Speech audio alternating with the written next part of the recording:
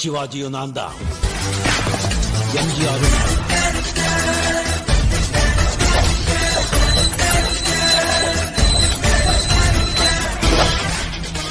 ஓரளவுக்கு மேல நம்ம கிட்ட பேச்சே கிடையாது.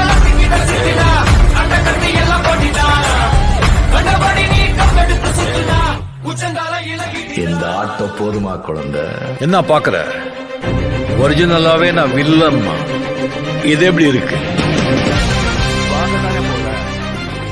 இந்த காளியோட